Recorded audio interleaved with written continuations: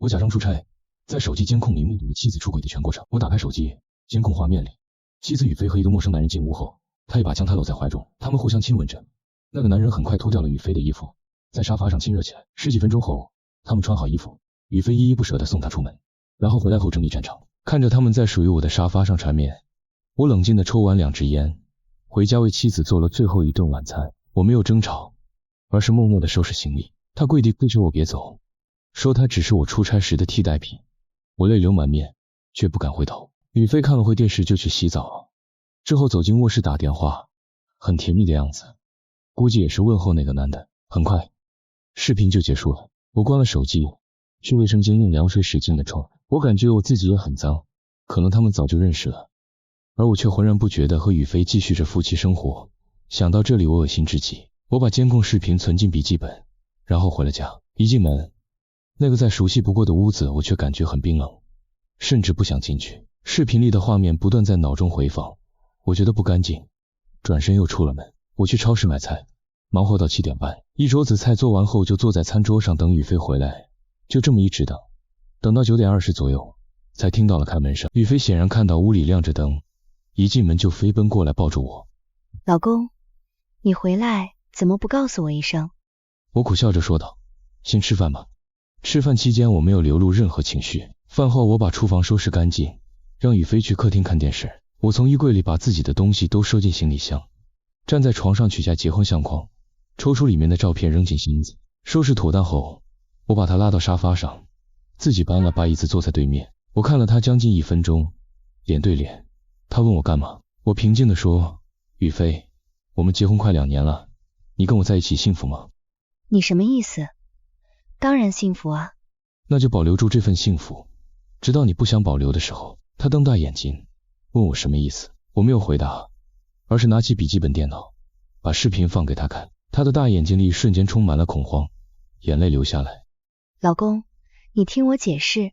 说完他抱住我的胳膊，我轻轻拨开他的手，示意他坐下，然后往后拉了进度条。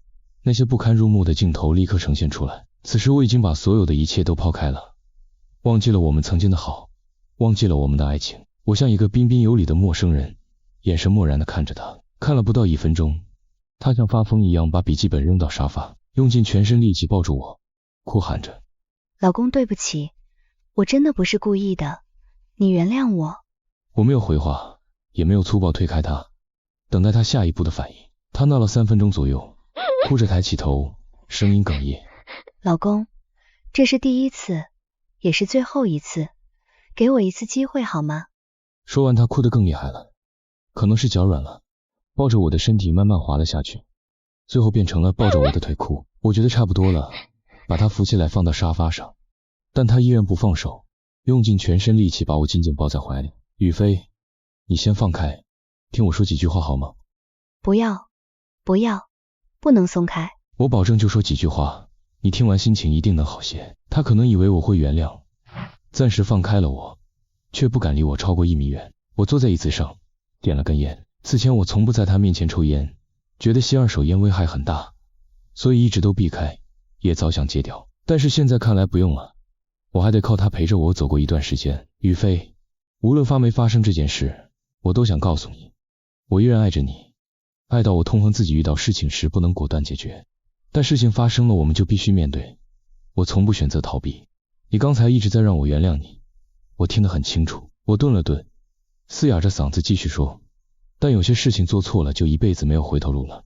如果按我的做事风格想原谅你，我就不会收拾东西，不会做饭，而是把你拽到沙发上仔细盘问，让你保证以后不会再犯，然后立马把你搂进怀里。但你知道我是什么样的人，我从来没有后悔过任何决定。就像我很大男子主义，但依旧忍受了你父母的冷眼把你娶进来。我真的没办法忍受绿帽子，而且既然你选择了他，就一定有选择他的道理。你和他在一起，一定能得到你喜欢的东西，那些是我现在没办法给你的。你不要再哭了，也不用再闹了，这样不会影响我的任何决定。你和他在一起，一定能得到你喜欢的东西，那些是我现在没办法给你的。说完后我依旧平静地看着他，我以为说完这些话宇飞会死心，但没想到他直接冲过来抱住我的脖子，哭喊不要分开，以后一定远离其他男人，他不能失去我，忘不了我对她的好之类的话。我没有推开她，僵持了大概半个钟，她哭得最后都快喘不上气来了，我才用了些力气把她按到沙发上。我明天上午10点在民政局等你，房子是你父母的，归你，我只带走我的东西，净身出户。说完我起身往门口走，她跑过来在我面前跌倒，依旧抱着我的腿不肯放。我真想推开她快步离去，但我不肯。我看过很多新闻，有的女人遇到这种事选择了自杀，我真怕她也走那条路，为了感情搭上一条性命真的不值得。所以我再次搀扶着她到沙发，告诉她我暂时不走，去趟卫生间。她就坐在沙发上抽泣着等我。过了不知道多久，我从卫生间出来，雨飞说，我不哭闹了，但在离婚前，我想最后求你一件事。我不敢盲目答应，只能说先说说看吧。雨飞说，我把事情经过都讲给你听，我不求说完后你能原谅，只是不想让我们的婚姻结束的时候，在你那里还留有疑问，我自己憋得难受，没法和别人说。他看着我，我能感觉到那种期望得到肯定答案的眼神。我点上烟，你说吧。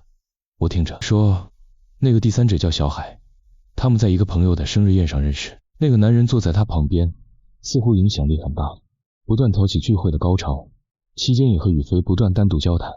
雨飞只是礼貌性的应答着。结束了饭局，他们一帮人又去了 KTV 唱歌，完事后小海开车送雨飞回家。雨飞本想自己打车回来，但是架不住朋友们的热情，被朋友们推推搡搡的推上了车。雨飞说，在路口下车就好。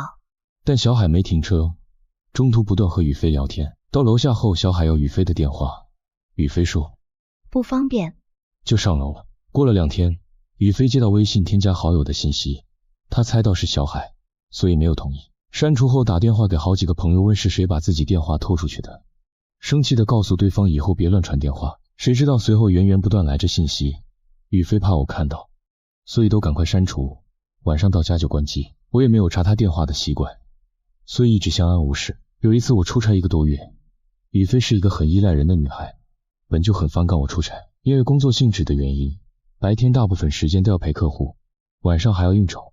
我出差期间每天只能在睡前通一个电话，雨飞很理解，所以每天都等着我忙完给他打电话才睡。这给了小海可乘之机，他不断的关心打动了雨飞，所以雨飞回了一些信息给他，相互聊起天。都结婚了，晚上下班后不想打扰人家的夫妻生活，所以一直没人倾诉，只能和看似陌生的小海倾诉。有一次小海在雨飞下班后约他吃饭，雨飞觉得无聊，又不能和我随时联系，就把这顿饭当作普通朋友的聚会赴约了。饭中雨飞倾诉了很多事情，就这样，雨飞有了依赖性，一想到回家我不在，小海约他就答应，慢慢的走进了陷阱。小海曾承诺不会破坏他的家庭，只求能在我出差的时候给雨飞一点温暖。第一次他亲吻雨飞时被扇了一巴掌，之后便不断的道歉，说自己控制不住，很爱雨飞之类的话。可能女人都是心软的，慢慢的雨飞就接受了。发生了接下来的事情，雨飞说他把小海当成我，这样即使我出差了也能有人陪在身边，所以只是我出差时他们在一起，只要我回来，雨飞就立马断绝和小海的一切联系，安心陪在我身边。可是我一出差，他就又控制不住自己，联系起了小海。慢慢的在我出差回来后，他们偶尔也会一起吃饭，但从来没有上过床。雨飞也和他说过，自己最爱的人永远是我，所以每次我回来后，雨飞都会提前1天告诉他不再联系了。但这个人控制欲很强，不断发信息叫雨飞出来吃饭。雨飞怕我察觉，所以每次我在家时，雨飞和他吃饭都是应付的态度，吃完就匆匆赶回家陪我。直到那天两人在我家里第一次发生了关系。天真的雨飞一直以为这种生活很好，我随时都在身边，直到那些视频完全把他打到了地狱，他才清醒过来。他说他知道了，也想明白了，如果他再继续纠缠，即使能挽留住，也是一份破损的婚姻，永远有阴影。他会尊重我的决定，把自己这段经历摊开给我，并不是要阐述自己的无辜，而是想让这段婚姻没有遗憾，透明的结束。他讲完后，我手里已经掐灭了第5根烟，看着他说，完了吗？他眼中有泪水，但没掉出来。完了，这就是全部。我站起来对他说，周一民政局见吧。然后转身往门口走，雨飞在后面跟着我，我能明显感觉到自己的身体在颤抖。雨飞同意离婚的时候，我心里甚至有一种恨他为什么不再多求我一下，恨他为什么不再哭不再闹了。或许真的这样过一段时间，我也能让事情过去的。那时我才知道，自己的冷静，自己的无情，原来都是在骗自己。我根本还在爱着他，而且爱得很深，即使他伤透了我的心。在将要开门时，我憋屈的心情到了极点。我转身握住雨飞的肩膀，使劲摇晃。雨飞，是你的不自重毁了我们的婚姻，毁了一切，你明白吗？他被我说的眼泪流了下来，却没有说一句话。我再次使劲控制着，喘了口长气，说了声对不起，然后走出去关上门，一路跑到马路边，打了辆车离开。我没有直接回家，而是来到了市郊的一个花园，找了个位置坐下开始抽烟。下周一，从此以后我们互不相干，各走一边。从此生活中没有那个爱撒娇、爱漂亮、爱耍闹、大眼睛、长头发、叫雨飞的小女人了。我失去了这份生活，失去了爱情。想到这我哭了。人有时候在知道即将要失去一种东西而无力挽回时，是撕心的疼痛。我使劲攥着拳头，让自己坚强起来，告诉自己我可以活得很好。我接下来努力赚钱，努力跑客户，然后会遇到一个懂我的女人，我们会相爱到老。我以为想到这点后心里会有快感，会很满足，因为犯错的不是我。但我错了。我想象中的再婚女人闪过无数个图片，最终还是停留在雨飞的模样上。我想到她以后痛苦的样子，没人再给她做晚饭，没人再像我抱她抱得那么紧，没有人可以每天让她撒娇，真的很不舍得。我放心不下她，就这么胡思乱想的在外面坐到天黑。我劝自己忘了吧，我相信自己能走出来，并且用最快的时间。周末这2天我不知道怎么度过的，期间岳父给我打了个电话，说那个叫小海的男人原来已经结婚了，他只想玩玩雨飞，现在已经被单位停职了。岳父说能不能让我再考虑考虑不离婚，我说不能。岳母抢过电话说可以帮我升职，我苦笑着说不用。周一我回到家里，见到了满脸憔悴的雨飞。我去拿行李箱装衣服时，雨飞说他来吧。他把衣服全部整理完毕后问我，箱子里的婚纱照能不能留给他，我说我带走，说得很肯定。他只能又看了一眼箱子，发呆了1分钟后关上，把箱子递给我。我拉着到了门口，然后拿着笔记本坐在沙发上，从网上下载了离婚协议的模板。我们的财产分配很简单，因为我的工资卡原来一直想给他，而他不要，怕我应急时不够用。他家里有钱是他的，跟我无关。写完后让他过来看一眼，他根本没理会，只是说不用了。我想他是对这些完全不感兴趣，因为他从来都不怎么在乎钱。我走到门口拉起行李箱，从兜里掏出家里的钥匙，上面还有一个卡通小挂件。我想留下那个挂件，但不知道为什么手不听大脑的指挥，将挂件和钥匙一起放在了门口的鞋柜上。这个给你。然后出了门，雨飞跟在我身后，我们打车去了民政局。中途我下车找打印店把离婚协议打了出来。路上雨飞没有挽着我，只是慢慢伸过手来握着我的手，我没理会，任由他紧握着。办理前那个工作人员一直在劝我们调解，我说不用了，我们都商量好了。雨飞没说话，只是等待着结果。很快离婚证下来了，我们拿着走出门。雨飞没说话，只是等待着结果。到了大门口才转过身看他，他被我落下了好远，但也没在意，还是自己慢慢的走。到了我身旁后，我没有忍住，用手抚摸着他的脸说，别忘了你答应我的，别做傻事。雨飞只是说，我看着你先走。我顿了半天，我觉得他一定会有很多话要和我说，但是没有，他也没有哭泣，没有闹，我也看不懂他的眼神。在确认他没别的话之后，我转身走开了，没有回头。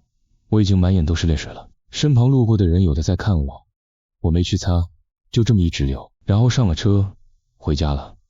到家后我给父母说了这事，他们没什么态度，只是叹息了一下，问我接下来打算怎么办。我说走着看吧。随后叮嘱母亲以慰问的形式这2天给雨飞打2个电话，看他那边是否一切正常，然后回了自己屋。我的婚姻终止了。我想我的生活中以后再也没有雨飞。从此以后我没有得到他的任何消息，直到3个月后我再次见到了他。离婚后的生活中我变得消极了很多，原来想象中的那些努力赚钱、努力工作、积极面对生活原来都不起作用了。我有一段时间常常在晚上躲在被子里流泪，而且流整宿。不得不承认我很想雨飞。我想起了我们生活中的点点滴滴，嬉笑怒骂应有尽有。原来我真的没有那么果断，没有那么冷静。在开始的几天里，有好几回下班打车的时候直接告诉司机回家，走了几分钟后才想起来，赶紧让司机师傅掉头转向自己的家。我除了上班以外几乎不出门，我暂时断绝了和所有朋友的联系，就这么白天上班，晚上下班朝九晚五的度过。有的时候在回家的车上我都是闭着眼睛，我怕路过那些熟悉的地方又让自己的心疼起来。实在郁闷的时候，我就告诉父母晚上加班，然后偷偷的跑去一个远一点清静点的小饭馆喝酒，都是啤加白，每次都是控制到将不至于醉得不省人事的情况下回家。我尽量晚一点，我怕打扰二老休息，但是还是几次被他们撞见了。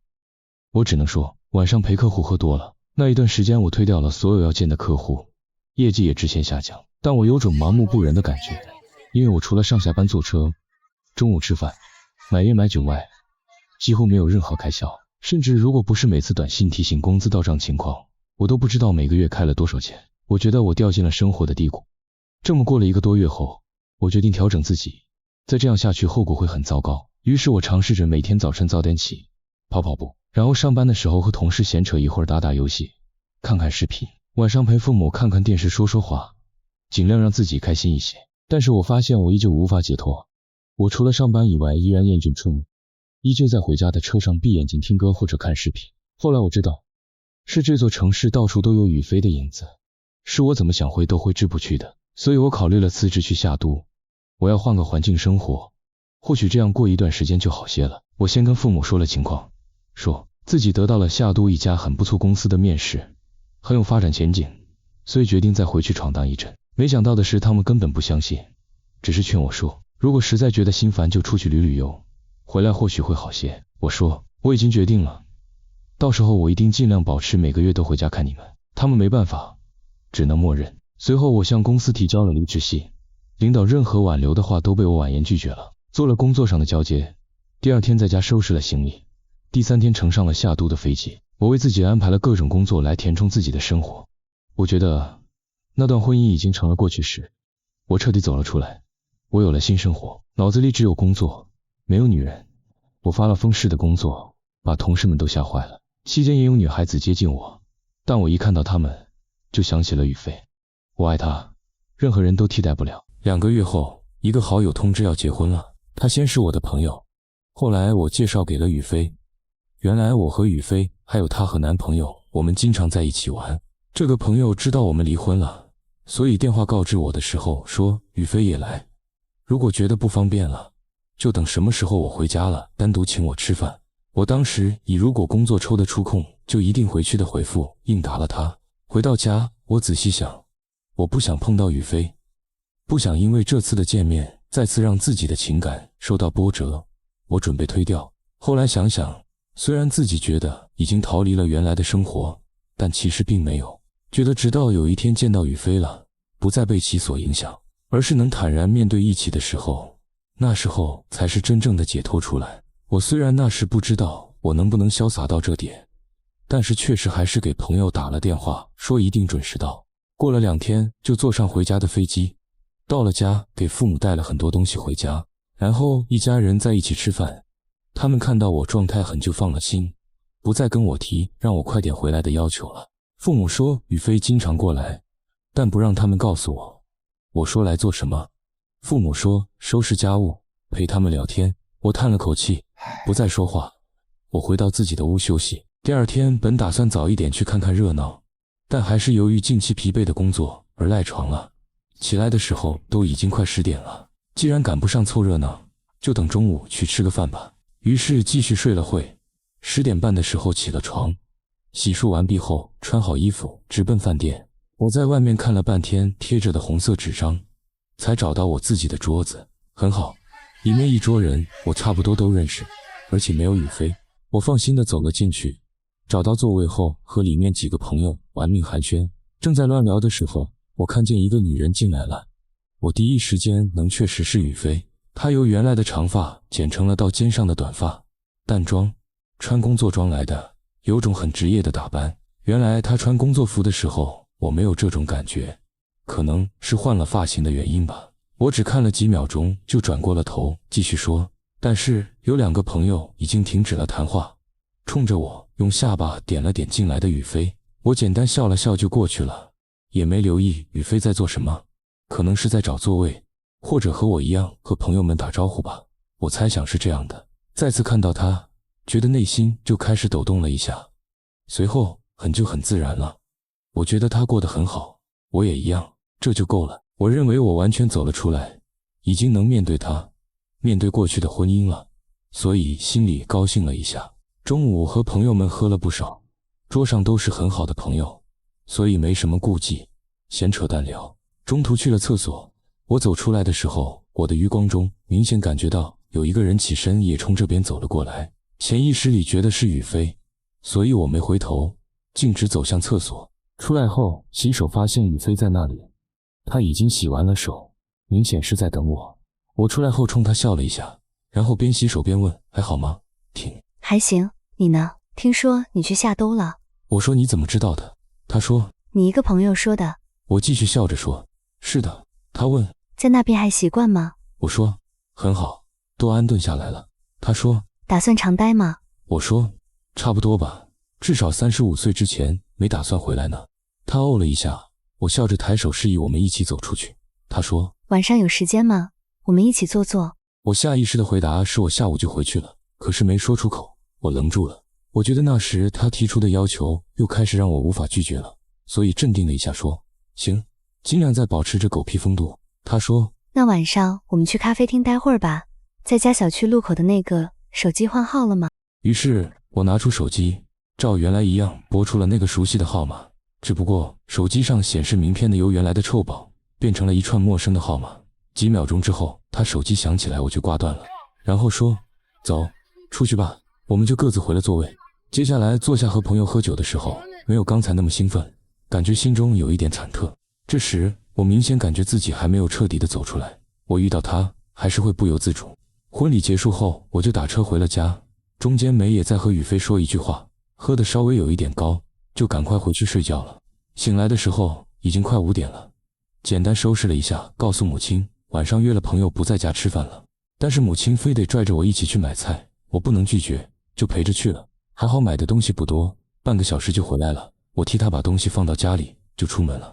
打车去了咖啡厅，到门口的时候发了信息给雨飞，问他到了吗？我在门口，没有接到回信，但是不到2分钟，雨飞就推门让我进来，坐在同一张桌子的对面。我们都感觉很不自然，那种相互的问候也像陌生人一样。我十分的反感这种状态，所以调整了一下情绪，笑脸开始和他随意聊。但是只字未提以前，他也很自然的配合。我们晚上要了点牛排之类的西餐。说实话，我实在厌烦西方人那种吃饭的方式，刀叉来回搅动。我们原来很少吃西餐，即使有的话，我吃披萨的时候就拿手套抓着吃，吃牛排的时候就拿叉子直接咬。平时在客户那里装一装就够了，我受了不在自己最亲的人面前还装。雨飞原来也是看着我吃的方法跟着我学，他说那样吃起来很爽，但是这次我却很绅士的一刀一叉的吃着，反而雨飞说那样吃多没劲啊。随后叉起牛排开始咬，我呵呵笑了，但是没有跟随着做。饭后我俩沉默了一会儿，他突然开口说去我那里坐坐吧。我很自然地说不了，晚上回家陪陪父母，明天下午就得回去了，要不他们又该抱怨我了。雨飞说就一会儿，不会耽误你太长时间，那种语气也是不让人质疑的。我说那好吧。接着聊会儿，我们在相互争执着的情况下，还是雨飞买了单。坐上雨飞的车往家小区开的时候，我的心在剧烈的颤抖着。中途我买了一包烟，然后是雨飞开门。我进去之后发现全变了，屋里的陈设完全和原来不一样，沙发换了个小一些的，只能够一个人将躺下，还是的身材比较矮小的那种。电视柜没了，换了一个更大一点的电视挂在墙上，沙发和电视的朝向和原来相反，茶几也换了，客厅内很简洁。雨飞进屋后告诉我随便坐，别客气。我说好，然后问他用不用换鞋，他说鞋柜里就有，自己换吧。我打开之后还是我原来穿的那双。雨飞随后去卧室换衣服了，我就简单看了看，在四处转，然后和雨飞聊天说找新人准备结婚了吗？到时候我要有空了也会来参加你们的婚礼。接了婚礼我还没玩够呢，我老大说做销售的就得多沾沾喜气，这样对自己的生意好。雨飞摇了摇头，笑着看我，我抿了抿嘴唇说道那个小海没联系你吗？雨飞皱了皱眉，低下头说道。我把他拉黑了，听我妈妈说他离婚了，在这个城市待不下去了，开什么生意都有人找茬，赔得倾家荡产，去外地了。妈妈没说，但我知道他恨他。我点点头，刚想说话，雨飞抬起头说道。虽然我也有错，但我也恨他，他越惨，我越开心。我点了点头，雨飞换好衣服笑了笑，问我喝什么。我说水就好了。我转到阳台的时候，我发现了密密麻麻的大概有不下50个红酒的瓶子。雨飞端着水出来看我在发呆，就说：进来吧，外面凉。我边关阳台的抽拉门，边问他：你现在学会喝酒了吗？雨飞原来最不喜欢的就是喝酒，也很烦我出去应酬回来浑身有酒气。不过他从来没有和我因为这个生过气，因为我们俩一样，都是最烦是喝完酒耍酒疯的人。所以我每次喝完酒回来，第一件事就是进卫生间刷牙。我感觉喝完白酒味道很难闻，虽然我不得已也经常喝，但是我怕别人受不了。刷完牙之后，雨飞会给我冲蜂蜜水，喝完我几乎倒头就睡，从来没耍过酒疯。他说偶尔吧，他们说喝一点红的美容。我笑着说你这完全不像美容的人喝的量啊，瓶子都摆了半个阳台了。他没说什么，只是笑了笑。我们继续聊了会儿天，具体内容回想不起来了，就记得他问我说，在下都打算怎么办？以后是打算生活在那里了，还是要回家？情感有归宿了吗？我说以后肯定会回家的，但是至少得把1套房和1辆车的钱赚出来再说，现在没怎么想感情的事，以后再说。聊到中间，雨飞说，我这里还有一些红酒，你陪我喝一点行吗？我本打算拒绝然后回家，但是我不知道怎么了，说不出口，真的是说不出口。我发觉我像是迷失了，感觉他说的每一句话都像是在指引着我前进，让我赶快找到回家的路一样。又或许是我内心再次不听指挥了，勾起了对他的想念，我不确定是什么原因了，只是回答他说那就喝点吧。他拿出来2个杯子，倒好红酒后我们开始喝，话很少，我记得那天说的最多的话就是来，然后拿起杯子和雨飞碰，不到半个小时酒就喝光了，我喝了有1多半，雨飞喝了不到3杯。他说还喝吗？我说继续。他进厨房又拿了1瓶出来给我和自己倒上，我们继续有一搭无一搭的聊天。我记得我问了一个问题，你喝这么多真的只是为了美容吗？雨飞说偶尔睡不着的时候也喝一些。我就不说话了，也不再和他碰杯，自斟自饮。我问他能不能在这抽根烟，他说没事，你抽吧，没烟灰缸，盘在垃圾桶里就好了，我去收拾一下。紧接着雨飞拿起瓶子放到阳台，然后拿着杯子进了厨房。我头有一些晕晕的，点了根烟就开始继续四处观看。他卧室的门没有关，我走到门口的时候，首先映入眼帘的是双人床换成了单人床，接下来看到的就是一个相框，里面是我们的婚纱照，还是那张。不知道我是喝晕了还是怎么了，脑子里反复回忆着我已经把婚纱照拿回家撕掉，然后丢进垃圾桶了，为什么在这又出现了，却丝毫没有想过电子版的能重新洗出来。我看到那个照片的时候，知道自己心跳开始加速了，抑制不住的加速，直到雨飞从厨房出来看到我对着卧室的照片发呆，才说是我后来又洗的，你不介意吧？我没说什么，转头打算出门，但是忽然听见身后砰砰一声，我转过身，诧异的看见雨飞竟然跪在了地板上。他抬起头来，仍旧笑着说道，今生我欠你一个道歉，对不起，小川，我把你弄丢了。这3个月我每晚都失眠，想起你对我的好，只能依靠酒精来入眠。我每天洗3遍澡，因为我觉得我脏了，身体洗干净了，但心灵不干净了。我整日整夜的想你，不祈求你的原谅，只希望能看到你。你从下都回来好吗？只要和你在一个城市，哪怕你再婚，再遇到爱的人，我能呼吸到你的呼吸就满足了。说完，雨飞已经泪流满面了。我将她一下搂在了怀里，力气很大的把她撞到了墙上，狂吻了起来，从嘴到脖子到耳朵。雨飞没有推开我，抬起手在想要抱住我脖子的时候，我感觉脖子被刺痛的缩了一下，然后雨飞像做错事一样准备把手往回拿的时候，我看见了是我那时候求婚时送她的那枚戒指，划了一下我的脖子。我很记得离婚那时候反复提醒着自己要雨飞把戒指摘了，但是还是忘记了，直到这时候才看到她依然戴在无名指上。在酒劲，再次看到婚纱照，在找看到戒指的情况下，我控制不住的爆发了。我那时没想过抑制，我只想要释放。我亲吻着把她抱到卧室，用力的扯开她的衣服。一夜之间，我忘了那晚是几次，我只知道我一直亲吻着她。而他就紧紧地抓住我的后背，可能是我用力有些大，使得他在我背后抓出来好几道印。后来我们相拥着，比原来抱得还紧，直到最后要睡时，我还在亲吻着他。我不知道是因为酒劲，还是我自始至终就没有彻底忘记这份感情。雨飞哭了，他卑微又疯狂地俯视着我，好像能把这一切过错偿还一样。醒来的时候，雨飞是坐在床上的，还是原来那套睡衣。我看到自己的衣服散落在地上，其实也夹杂着他的衣服。我坐起来对他说，对不起，昨天晚上没能控制住。他说，不用说了，没事。我把头扭向一边，不知道自己该怎么继续说。我用尽了脑汁去想，该继续吗？不是说过不再纠缠要忘记了吗？不是觉得自己已经完全走出来了吗？自己的控制力不是很强吗？但是我确定在第二天完全没有酒精的情况下，想完这些，又起身把他抱过来紧紧相拥，他也伸开手抱住我。雨飞再次说，没关系，你赶紧收拾一下，回家看看父母，然后回去吧。我抱着他，没有回答，沉默了很久。雨飞说到，不管能不能和我在一起，他这辈子都不会和其他人在一起了。我松开抱着他的手，然后看着他说，我暂时没有想过放弃夏都的生活，我觉得很好，但是我现在也知道，我真的无法释怀。我想散散心，可能是几年，也可能是一辈子。他说，那你先去找你想要的生活吧，我等你回来。然后我起身穿了衣服，环顾了这个我们曾经共同拥有但是已经变样了的家。临走的时候再次抱着他亲吻了一下额头，开门走了。我回到父母的家里，吃了中午饭之后就回夏都了，继续着我的夏都生活。我拼了命的工作，像个苦行僧一样折磨自己。从那次和雨飞分开后，就一直没有再见过面，除了简单的信息一两句问候以外，我们都保持着各自的生活，像两条平行线，互相没有交集。在夏都待了1年，期间有很多女孩喜欢我，我都不为所动，心里却对雨飞那层隔膜和反感减轻了不少。或许等我回家的时候，他还在等着我的话，我的心会松动的。父母也经常打电话来，却只字不提雨飞的近况。我有些狐疑，难道雨飞又再次找到爱人了吗？这1年我都没有回家，现在我要回去了，没有通知家里人。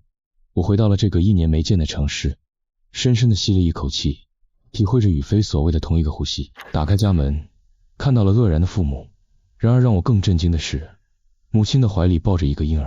我瞪大了眼睛，嘴角抽了抽，问这是谁的孩子。这时候卧室的门开了，雨飞走了出来。见到我的那一刻，他泪流满面，颤抖着没有说话。雨飞有些胖了，似乎更丰满了。我行李箱掉落在地上，父亲站起身来，红着脸说道，你个臭小子，还有脸回来？雨飞给你生了个大胖小子，还不让我告诉你，这1年他可遭了不少罪。母亲站起身把孩子递给我，欣慰着说道，雨飞一开始来的时候，我都不知道她怀孕，后来知道了你们的事，我就把她留下来照顾，她还不让我们告诉你，天可见怜的，你总算回来了。我抱着怀里的婴儿，那鼻子眉毛和眼睛和我一模一样，但小嘴却像雨飞。抱着他，感觉自己的血液在他身体里流淌，这奇妙的感觉实在无法言表。我走之前那晚，和雨飞陷入了歇斯底里的疯狂，这就中了。雨飞见我脸色有些狐疑，他怜爱地看着我说道，小川，是你的孩子，如果你不相信，可以做亲子鉴定。我也没想到会怀上，也不是想拿孩子逼迫你。哎，怎么说呢？我把孩子交给母亲，然后紧紧抱住了雨飞，轻声说道，我想你了，不回去了，这次回来就是找你来了，我们复婚吧。雨飞趴在我的怀里，终于失声痛哭起来，好像这1年来的苦难终于迎来了光明。他颤抖着说道，老公，对不起，对不起。雨飞一个劲的道歉。我拍了拍他的后背，久久无话。不是为了孩子才和他复婚，是因为我还爱他，哪怕他有了瑕疵。过了一会，雨飞摸着我的脸，郑重的说道，老公，我爱你，我对天发誓，如果我再对不起你，就让我世世代代为娼。母亲急了，拍了拍雨飞说，这孩子别说这丧气话，然后又让我们带着孩子去雨飞的父母家，告诉他们这个好消息。我们去超市挑选了一些雨飞父母喜欢的东西，就直接赶往他父母家了。到了之后，我在前面，雨飞抱着孩子在我的身后。我按门铃，雨飞父亲开的门，显然对我的出现非常惊愕。我在那一刹那不知道该叫叔叔还是叫爸，思考了一下，因为我和宇飞肯定是要复婚的，所以干脆的叫了一声爸。宇飞父亲说：小川什么时候回来的？快进来。又赶紧接过宇飞怀里的孩子，亲亲抱抱哄个不停，随后客气的把我迎进门。关上门之后，赶紧去厨房叫宇飞母亲说快看看谁回来了。宇飞母亲穿着围裙风风火火的就从厨房出来了。我刚坐到沙发上就又立马站了起来叫了一声妈。宇飞母亲也是满脸堆笑的问什么时候回来的之类的话，又从岳父手里抢过孩子喜欢的不行。我们寒暄了好一阵子，才发现宇飞站在一边笑，然后说：看我们好笑，好像重要领导来视察一样。说完就坐到我身边搂住我的脖子。我感觉他父母在旁边，这样不太好，所以想让他坐直了。宇飞却完全不管这些，又把手紧了紧。宇飞母亲比较疑惑，说：你们这是？我把宇飞的手放好，然后很郑重地看了一眼宇飞的父母，告诉他们说：爸妈，我和宇飞要复婚，之前是我们两个小的不懂事让你们操心了，以后我们一定踏踏实实过日子。现在孩子也有了，以后我们会更幸福的。说完，宇飞父亲赶紧说好好好，满脸堆笑。宇飞又转去抱他父亲说：老爸真好。我本来想去帮忙打打下手去做饭，却被宇飞父亲拉回来陪他说话。饭后宇飞去刷碗，他母亲哄孩子，我和宇飞父亲站在阳台抽烟。宇飞父亲的神情变得很严肃，吸了一大口问我：小川，你是还真心爱着宇飞吗？他之前犯过那么大的错误，一般人都不会原谅的。你真的能克服心理继续和他在一起吗？是因为有孩子羁绊吗？如果可以的话，那真的是我们家的福气。原配夫妻永远是最好的，但是我希望你们再冷静一段时间，如果真的感觉差不多了，彼此都觉得没问题了，再办理复婚手续，那样会好一些吧。我望着窗外把烟头掐灭，轻声地说：爸，我不是一个喜欢轻易下结论的人，也曾问过自己无数遍是否真的从心里把阴影剔除了。之前或许我还不确定，但是我和宇飞经历了这一段时间的分分合合，我感觉我根本就不能离开他。他也一样，我们的感情很曲折，但是还是走过来了。以后遇到什么我也不会怕，肯定会牵着他继续走下去。你说我们太小，可能会冲动，造成以后不必要的麻烦，这我能理解，但是请您放心，这次我们复婚之后，就绝对不会再让你们操心了。无论什么事，我们都会相互谅解的。复婚可能是需要过一段时间，但是不是为了让我们互相考虑合适不合适，这点已经毫无疑问了，而是为了争取一段时间让我选一套合适的房子，把宇飞接回家。开始我考虑全款买房，但是我手里攒的一年只有10几万，我也等不及了，只能贷款买。我必须尽最快速度恢复我们之前的生活。现在有了孩子，我工作会更加有动力。宇飞父亲放心了很多，拍着我的肩膀说：孩子，我知道你好面子，不愿意总住在我们两口子的房子里，我也尊重你的决定。如果需要什么帮忙，尽管开口，我们是一家人，更何况你的孩子还是我的外孙子。我微笑回。宇飞刷完碗，我们又聊了会家常，我们俩就准备回去了。出门的时候，宇飞父亲对我们说：其他的不用考虑，我们来应付就好，你们就办自己的事儿就行了，没事了就多回来看看。说完，宇飞母亲也连连称是。出门后，我们俩心里的最后一块石头落地，感觉轻松了好多。回到父母家里，我们几个人吃了饭，我对宇飞说抱着宝宝回咱们自己家。母亲对宇飞说着：什么急啊，今晚上就住这吧，你们住一起，让宝宝和我们俩住一起。这时父亲说：你别瞎掺和了，人家也有人家自己的事儿，你个老太太总跟着瞎掺和什么呀？我和宇飞在旁边只能傻笑，随后对他们说过2天再过来看他们，顺便住几天，到时候别嫌我们烦就行。老两口一直帮我们送到楼下，这才上去。到家之后把宝宝哄睡着，我们又回到了以前的生活，一起洗澡，拥抱着看电视，直到电视剧结束，我再抱着宇飞回卧室。宇飞问我怎么打算的？我说夏都的工作我已经放下了，等我把所有的交接工作都做完了，我就回家找工作来。我们得买一套新的房子，贷款买，近期你可以去转转，找个离你单位近一些的新小区，或者说等我处理完事情以后，我们一起去看都行。你觉得呢？雨飞伸着懒腰说。听老公的。我抱着雨飞在床上，宝宝睡在旁边，昏暗的床头灯照射下，我仿佛望见了我们以前的生活，温馨、平淡、浪漫、幸福。